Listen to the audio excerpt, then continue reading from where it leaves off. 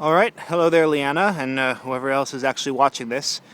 So this is Ketchikan, Alaska, just about a block away from my house and up a staircase through the woods. It's a little trail that leads up to one of the hotels. So right now, this little spot that we're in is new growth, so there's not that much underbrush.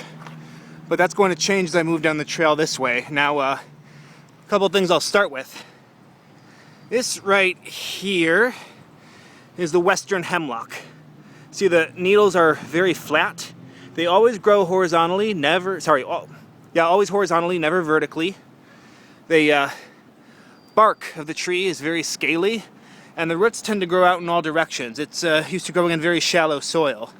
Now the needles, see, you got one right here, very flat. Indians here actually use them as toothpicks, or used to anyway, before they got, toothpicks. It's mildly toxic, not nearly as strong as most strains of hemlock. Just want to make sure you don't swallow too many of them. So yeah, that's about, say, 70% of our forest around here. Then the next most common tree is this one here. You can see it's got long, sort of pokey needles going out in all directions. That's the Sitka spruce. The tips of the little branches, those are actually edible in the early spring when they're a really bright green color. Soft enough to chew and really the only reliable source of vitamin C in this part of the world. Now, as for the undergrowth, most of these bushes are actually an edible berry bush called the salmonberry. Closely related to blackberry and raspberry. It got its name because the ripe berries, and I'll see if I can find some, look a lot like little clusters of fish eggs. Two little known facts about salmon. One is that they're cannibalistic. They eat each other's broods to give their young less competition. The other is that they're really stupid. So if you pick these berries, put them on their hook, then they actually bite. Now this bush here, I'm not as sure of. Almost sort of oak-like pattern to the leaves. It's not any plant of interest, it's just a fairly common undergrowth. I really should know the name of it. Sorry. Here's a little colorful thistles. This yellow flower growing under it is the northwestern marigold. Usually find it around the edges of forests. So here we're seeing the salmonberry bush up close. You see it looks a lot like blackberry or raspberry, like I said.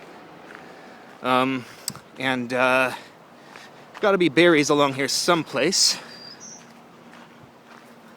Grass gets pretty tall too. This is like maybe like 1.5 meters. This grass, big fields of it. Sometimes you can't even see the bears coming through. And actually, I think is that bear shit? No, I think it's just mud. Whatever. Okay, here. So this one is slightly underripe, but I actually kind of like them when they're like this. I said, it looks like a cluster of fish eggs, so you can use it to trick the salmon, use it as bait. Personally, I'd never waste them as fish bait because I actually really like these.